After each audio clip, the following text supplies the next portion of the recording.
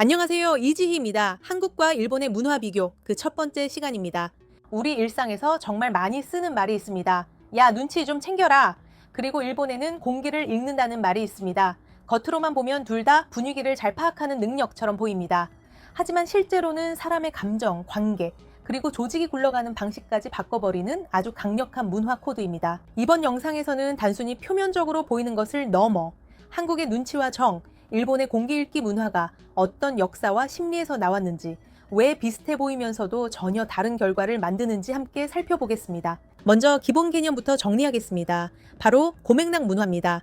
이 개념은 인류학자 에드워드 홀이 1976년에 제시한 이론입니다. 홀은 사람들이 메시지를 주고받을 때 어디에 더 의존하는지에 따라 문화를 고맥락과 저맥락, 크게 두 축으로 나누어 설명했습니다. 저맥락 문화권은 대표적으로 미국과 북유럽입니다. 이 문화의 핵심은 명확성입니다. 정확하게 말하십시오. 무엇을 의도하는지 분명하게 표현하십시오. 미국의 계약서를 떠올려 보시면 됩니다. 수십 페이지에 걸쳐 모든 조항을 빽빽하게 적어놓습니다. 서로 잘 모르는 사람들이 거래하기 때문에 말과 글 자체가 정보의 80에서 90%를 담당합니다. 반대로 고맥락 문화는 동아시아, 중동, 아프리카가 대표적입니다. 여기서는 암묵성이 중요합니다. 행간을 읽으십시오. 분위기를 느끼십시오. 침묵의 의미를 이해하십시오. 한국의 계약을 떠올려 볼까요? 문서로 남기는 계약서는 저맥락 문화권에 비교해서 의외로 짧은 경우가 많습니다. 우리가 서로를 안다는 전제 아래 많은 디테일이 구두 합의로 처리되기도 합니다. 물론 계약 종류에 따라 다르지만 보편적으로 이 문화권은 말보다 상황, 관계, 침묵이 더 많은 정보를 담고 있는 것이지요. 왜 이런 차이가 생겼을까요? 그 배경은 역사와 지리에서 살펴볼 수 있습니다. 미국은 광활한 대륙에 유럽에서 건너온 개척자들이 흩어져 정착한 나라입니다. 각자 새로운 땅을 개척하면서 여기는 내 땅이니 당신은 저쪽으로 가십시오. 라는 식으로 서로의 경계를 나누는 일이 자연스럽게 이루어졌습니다. 또한 미국은 여러 국가와 문화권에서 온 이민자들이 모여 만든 사회입니다. 언어도, 관습도, 비언어적 표현도 서로 다른 사람들이 함께 살아가려면 말과 행동을 최대한 분명하게 표현해야만 의사소통이 가능했습니다. 이런 환경에서는 개인주의가 발달할 수밖에 없고 돌려 말하기보다는 하고 싶은 말을 직관적이고 직접적으로 전달하는 방식이 오히려 소통에 더 유리해졌다고 볼 수 있습니다. 반면 동아시아는 같은 지역에서 같은 사람들이 수천 년 동안 공동체를 이루며 살아왔습니다. 그러다 보니 이런 질문들이 중요해집니다. 저 사람이 지금 침묵하는 건 무슨 뜻이지? 저 표정 변화는 나한테 보내는 신호일까? 이 맥락을 읽는 능력이 곧 생존이었습니다. 마을의 지주가 화가 났는데 그 침묵의 의미를 이해하지 못하면 재산을 잃을 수 있고 이웃이 슬쩍 눈을 피했을 때 그 신호를 놓치면 공동체에서 밀려날 수도 있었습니다. 그래서 집단주의 플러스 농경사회 플러스 공동 운명 구조가 결합되면서 고맥락 문화가 형성됩니다. 여기까지는 한국과 일본이 공유하는 공통된 토양입니다. 둘 다 고맥락이고 집단주의적입니다. 하지만 여기서부터가 흥미롭습니다. 두 문화는 완전히 다른 방향으로 극단화됩니다. 먼저 한국의 눈치부터 보겠습니다. 눈치는 한마디로 눈으로 읽는 힘입니다. 상사의 표정이 안 좋아 보입니다. 눈치 있는 사람은 바로 이렇게 읽습니다. 오늘 컨디션 안 좋으신데 지금은 말을 줄여야겠다. 선배가 말이 없고 어깨가 처져 있습니다. 먼저 말 걸지 말고 그냥 옆에서 조용히 있어야겠다. 혹시 무슨 일이 있었나? 눈빛, 어깨, 손의 움직임, 말투의 속도까지 작은 단서를 모두 모아서 상대의 심리 상태를 읽어냅니다. 여기까지는 사실 일본의 공기를 읽는다와도 비슷합니다. 상대의 상태를 미세하게 감지한다는 점에서 둘 다 전형적인 고맥락 문화입니다. 그런데 바로 그 다음이 다릅니다. 일본인은 공기를 읽고 나면 대부분 침묵으로 맞추고 상대의 공간과 경계를 지켜줍니다. 반대로 한국인은 눈치를 챈 순간부터 개입하기 시작합니다. 감정 안으로 들어가 함께 느끼려 합니다. 여기서 등장하는 것이 바로 정입니다. 정은 무엇일까요? 한국 사회학자들은 정을 이렇게 설명합니다. 개인의 심리적 경계를 느슨하게 만들고 서로의 감정 상태에 자신을 맞추면서 형성되는 감정적 일체감과 유대관계. 정은 당신의 감정을 내 감정으로 가져옵니다. 라는 감정의 동화에 가깝습니다. 회식 자리 하나를 떠올려 볼까요? 상사가 승진해서 떨어졌습니다. 술이 들어가고 분위기가 조금 가라앉았습니다. 일본식이라면 부하 직원은 조용히 술만 따르고 상사의 사적인 감정 영역에 함부로 들어가려 하지 않습니다. 반면 한국식 부하 직원은 이렇게 접근합니다. 부장님, 요즘 많이 힘드시죠? 요즘 회사 분위기도 그렇고 괜찮으세요? 이 질문은 한국과 일본을 갈라놓는 상징적인 장면입니다. 일본에서는 이 질문 자체가 상대의 사적인 영역을 침범하는 것으로 느껴질 수 있습니다. 무례하다고 느끼는 사람도 많습니다. 하지만 한국에서 이 질문은 나는 당신을 단지 상사로만 보는 게 아니라 사람으로서 신경 쓰고 있다는 강한 배려의 표현입니다. 상사가 속마음을 꺼냅니다. 요즘 회사에서 정말 힘들어. 부하 직원은 단순히 듣고만 있지 않고 상사의 감정에 자신의 감정을 맞춰갑니다. 저도 비슷한 경험 해봤어요. 진짜 버티기 힘들더라고요. 그래도 부장님 계셔서 저희 팀이 버티는 거예요. 팀원들은 술을 따르고 음식을 챙겨드리면서 상사의 고통을 함께 느끼려고 합니다. 대화가 깊어지면 상사가 눈물을 보이는 경우도 있습니다. 한국인들은 이런 장면을 보고 충분히 그럴 수 있지 라고 받아들입니다. 왜냐하면 전기 깊어지면 감정의 경계가 흐려지는 것을 자연스럽게 여기기 때문입니다. 이렇게 되면 상사와 부하의 관계는 단순한 조직 내 권력 관계를 넘어서 감정적 결속 관계로 바뀝니다. 상사는 이렇게 느낄 수 있습니다. 저 직원은 내 마음을 진짜로 알아준 사람이다. 내 감정을 자기 일처럼 느껴준 사람이다. 그리고 그 결과 위기 때 이 직원에게 중요한 프로젝트, 승진, 보너스 같은 눈에 띄는 보상이 돌아갈 가능성이 커집니다. 정리하면 한국식 구조는 눈치와 정기 결합해 관계의 깊이와 신뢰를 만들고 그게 다시 실질적 보상으로 이어지는 구조입니다. 그렇다면 왜 한국은 이 정도로 강한 정문화를 만들었을까요? 홉스테드의 문화 차원 이론에서 한국의 수치를 들여다보겠습니다. 100점을 기준으로 봤을 때 한국의 권력거리 지수는 60으로 비교적 높은 편이고 개인주의 지수는 18로 매우 낮은 편에 속합니다. 물론 이 수치는 제시된 지 오래된 연구 결과이고 그 사이에 시대 흐름과 세대 인식은 많이 변했습니다. 그럼에도 불구하고 여러 연구와 문화 분석에서 여전히 참고 지표로 사용될 만큼 의미 있는 데이터입니다. 이 수치를 그대로 풀어보면 한국 사회는 위계는 강하게 존재하지만 사람들 사이의 감정적 거리는 매우 가깝다는 뜻이 됩니다. 언뜻 보면 다소 모순처럼 보이지만 한국의 역사적 맥락을 같이 놓고 보면 오히려 매우 자연스러운 결과이기도 합니다. 조선시대는 철저한 신분제 사회였습니다. 양반과 중인, 상민, 노비의 신분 차이는 매우 컸습니다. 신분은 세습되고 법적 권리도 다르고 옷, 말투, 거주 지역까지 구분됩니다. 양반이 걸어오면 노비는 비켜서야 했고 신분 질서를 어기면 형벌을 받기도 했습니다. 그런데 이런 빡빡한 신분제 사회에서도 흥미로운 기록이 많이 남아 있습니다. 바로 양반 주인과 노비 사이의 깊은 정입니다. 조선시대 일기와 기록을 보면 이런 표현이 나옵니다. 오랫동안 함께한 노비가 죽으니 마음이 텅 빈 듯하다. 마치 손가락 하나를 잃은 듯한 고통이다. 그 노비는 나를 위해 죽음도 마다하지 않았다. 이것이 진정한 충이다. 어떤 양반의 유언에는 충성스러운 노비를 위해 추도문을 남기고 그 자식들을 돌보아주라 라는 내용도 등장합니다.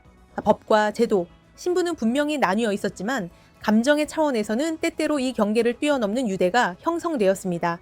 이때의 감정 구조가 오늘날 한국인이 말하는 정이라는 이름으로 계승된 측면이 있습니다.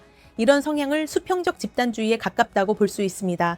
공식적인 위계는 있지만 감정적으로는 서로를 같은 사람으로 느끼려는 성향입니다. 그래서 한국식 심리는 이렇게 정리할 수 있습니다. 상사와 부하는 권력과 신분은 다르지만 감정으로는 하나다. 500년 이상 이어진 신분제와 그 안에서 형성된 감정의 내공이 오늘날 한국인의 기본 심리에 깊게 자리 잡고 있습니다. 위계를 인정하면서도 감정으로 그 위계를 넘어보려는 문화. 이것이 바로 정문화의 핵심입니다. 그렇다면 현대의 한국은 이 정과 눈치를 어떻게 바라보고 있을까요? 먼저 분명한 긍정이 있습니다. 눈치는 직장에서의 빠른 적응 능력입니다. 새로운 팀에 들어가도 일주일 안에 각 팀원의 성격, 선호도, 기분 상태를 읽어낼 수 있습니다. 이것은 분명 경쟁력입니다. 정은 팀과의 깊은 결속을 만들어냅니다. 글로벌 위기 상황에서도 한국 조직이 한 번에 힘을 모아 버티고 다시 올라오는 힘 역시 조직 응집력 그리고 정문화와 연결됩니다. 상사가 말합니다. 이 프로젝트가 정말 중요합니다. 우리 팀이 꼭 성공시켜야 합니다. 그랬을 때 팀원들이 보너스나 인센티브가 없어도 주말까지 나와 일하는 경우를 우리는 많이 봐왔습니다. 이건 단순히 열정적인 민족성이 아니라 상사의 감정을 자신의 감정으로 받아들이는 정문화의 결과이기도 합니다. 하지만 동시에 꽤 많은 비판도 생겨나고 있습니다. 특히 20대, 30대 세대 사이에서는 눈치와 정에 대한 거부감이 눈에 띄게 커지고 있습니다. 직장에서 눈치만 보다가 진짜 내가 누구인지 잃어버렸습니다. 상사 눈치 때문에 야근했고 상사 눈치 때문에 휴가도 못 갔습니다. 정은 근본적으로 개인의 심리적 경계를 허무는 문화입니다. 내 감정과 내 감정을 구분하지 말자. 나를 위해 울어줘. 내 감정을 너의 감정으로 만들어줘. 누군가에게는 따뜻함이지만 다른 누군가에게는 감정적 침범이 되어 자신의 정체성을 잃는 경험으로 이어지기도 합니다. 한국 직장인 상당수가 번아웃을 경험하고 있으며 그 원인 중 하나로 눈치 보기 문화가 지목되기도 합니다. 이런 문제의식 속에서 최근 한국 기업들은 심리적 안전이라는 개념을 도입하고 있습니다. 관계 속에서 신뢰를 형성하고 직원이 눈치 보지 않고 의견을 말할 수 있는 환경을 만들려는 시도입니다. 다만 한국 사회의 기저에 오래 자리 잡은 이런 문화가 하루아침에 바뀌기는 쉽지 않겠지요. 그럼 일본은 어떨까요? 일본도 물론 눈치를 가지고 있습니다. 다만 일본에서의 눈치는 크게 두 가지 개념으로 나누어 볼 수 있습니다. 첫 번째는 사치입니다. 한자 그대로의 의미는 살펴본다, 추측한다, 헤아린다에 가깝습니다. 다른 사람의 의도와 상황을 조용히 추측해서 거기에 맞게 반응하는 기술로 이해할 수 있습니다. 예를 들어 보겠습니다. 손님 한 명이 상점에 들어옵니다. 점원은 무엇을 찾으세요? 라고 바로 묻지 않습니다. 대신 그저 조용히 고객의 움직임을 관찰합니다. 손님이 매장의 오른쪽을 유심히 살펴봅니다. 점원은 속으로 생각합니다. 아, 저 손님은 오른쪽 진열대에서 뭔가를 찾고 있구나. 손님이 어떤 상품 앞으로 다가가 자세히 들여다봅니다. 그러면 또 이렇게 추측합니다.